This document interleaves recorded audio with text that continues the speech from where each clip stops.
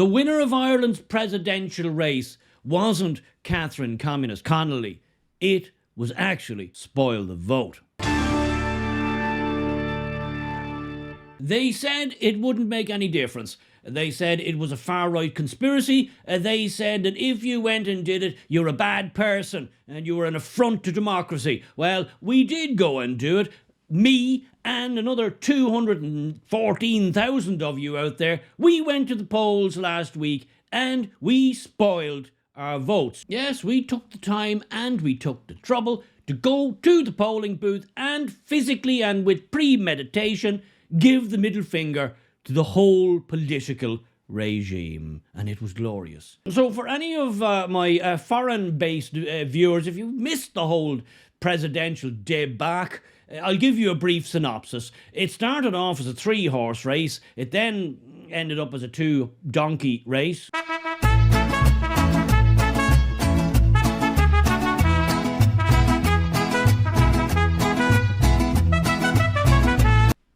I didn't have to play that clip, but nah, it's a good one. That's a good one. It just, yeah. Sometimes you just got to do it. You got to play the clip. Anyway, it was a 3-donkey race. It then ended up as a 2-donkey race because the third candidate, Jim Gavin, the Fianna Fáil candidate, he dropped out due to some personal issues that some embarrassing skeletons fell out of his closet, as you might say.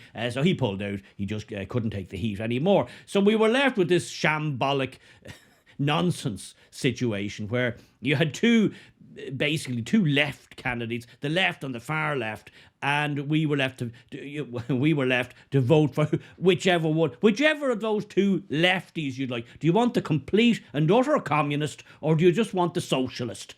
And a lot of us said, listen, you guys are trying to gerrymander us into oblivion here, and we're just going to sign out. We're going to sign out by signing these forms with a bit of this.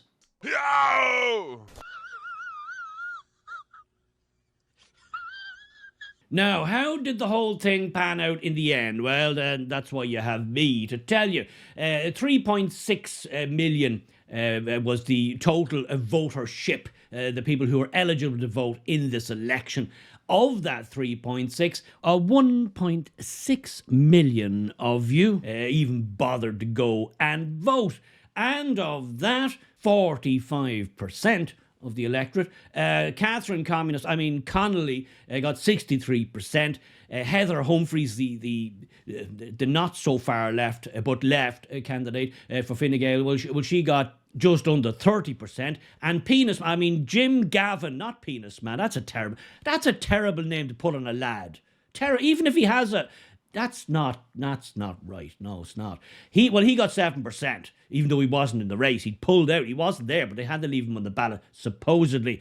Some have said that's just so that Fianna Fáil, his political party that he was pushed forward by, just wanted to get their deposit back. Who knows? I'd certainly believe it. Anyway, that's not the story of the day and not the story of the hour. The real story of the hour is people like me and probably people like you. We went out and spoiled our votes, physically. We sent an absolute crystal clear picture to the regime that we're out. We're not playing this game anymore. 13%. 13% of the voting, of the people who actually bothered to go to vote. That's 213,000, almost 214,000 of us proud Irish citizens went there and we gave the middle finger to the regime.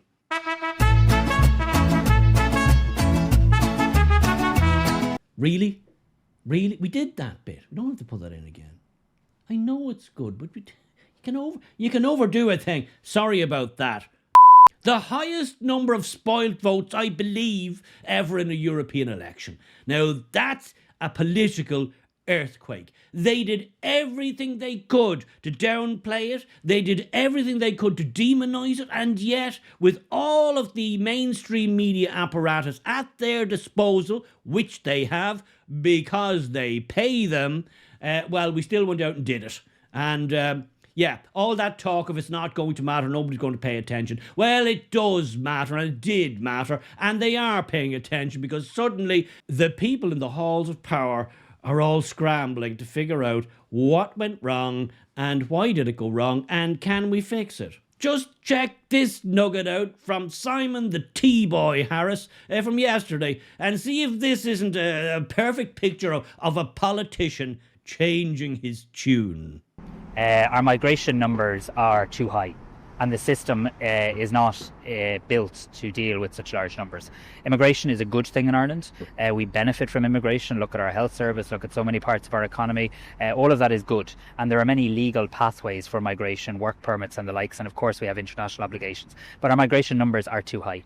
And I think that is really an issue that needs to be considered in a very serious way by government. I think one of the reasons they're so high is that there are too many people who come to this country and who are told they do not have a right to be here, and it is taking too long for them to be removed from the country. I welcome the work that the Minister for Justice has started around deportation flights, around improving processing times. I do think the Asylum Pact will also help in terms of secondary movements and being able to return people. But I think we have to be honest. I think we have to listen to the people of this country who I believe are saying to us, look, we used to live in a country where around 3,000 people sought international protection each year. That number has gone to in and around 20,000, sometimes a little above it, sometimes a little below it.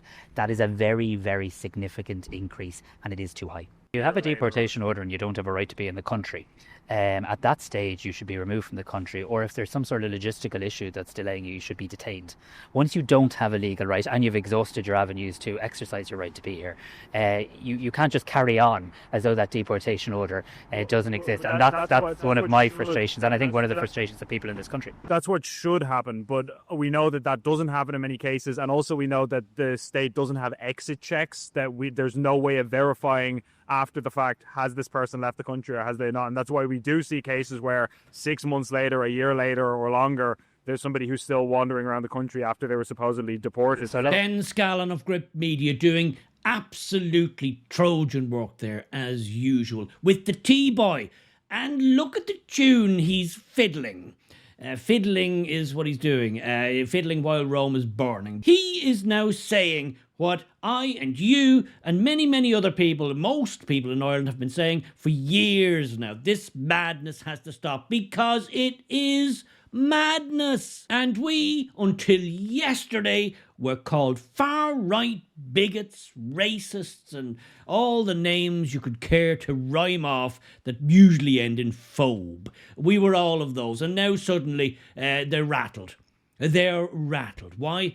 Because we went out and gave them in massive numbers the middle finger. We put it up to them and said, listen, you guys don't represent us anymore. We're not going to buy you. We're not going to play this sham game of a supposed pretend democracy that you tell us we're living in, but we now know we're not living in because you're just doing your own thing. You don't give a damn what we think. Well, you do now. You do now, because not only did most people not show up to vote in the presidential election, of the 45% of voters who actually turned out, 13% of us, and if you add in Jim Penisman Gavin's votes, which are also spoiled, over 20% of us said to the process, to the regime, screw off. What that vote signified, in my view, is that there's a massive amount of the electorate here, and not just young people, not just old people, not people in the middle, but across the boards, across all demographics. There's a massive chunk of people here, probably the majority, who are going to bypass you now. We now class you, Simon the T-Boy, Mihole Martin, Mary Lou, the hijab-wearing socialist. Yeah, they don't like socialists, those hijab people. But that doesn't matter, because the point is, we as a bloc, a massive bloc, probably a majority bloc, we now just ignore you.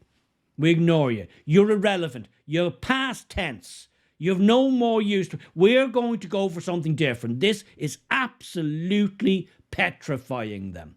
They've overplayed their hand. They've pushed us too far. They've gone too far out on a limb, on their own whims, on their own fancies. And they've left the demos. That's us, you and me, the voters, the ordinary plebs, the great unwashed.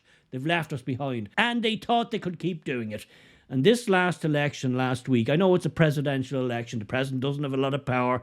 It's not the point. It was a sign, it was a signal that we, as a populace, as a voting people, we're moving beyond you guys. We're moving beyond. We're now just putting you, casting you to one side. We're not playing this kindergarten nonsensical game anymore. You've not listened to us. You've ignored us for far too long.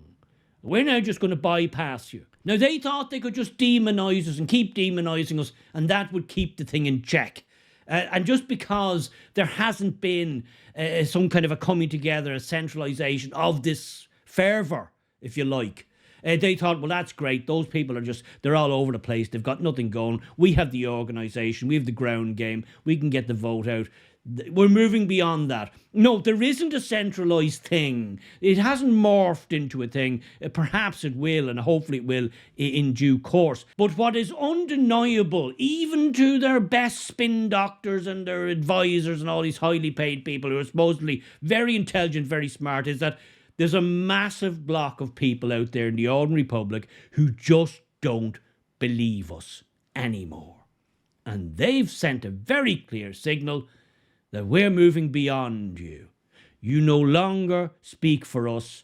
We're no longer going to play your games by your rules.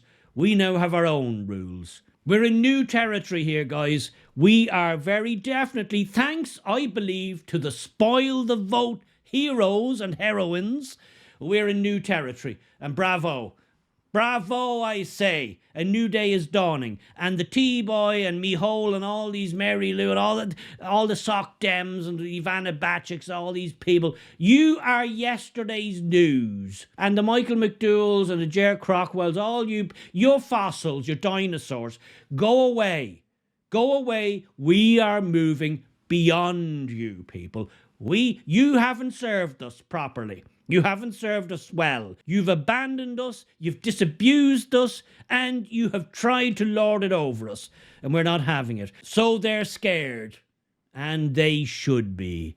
Because the will of the people is something to be frightened of. If you've abused the will of the people.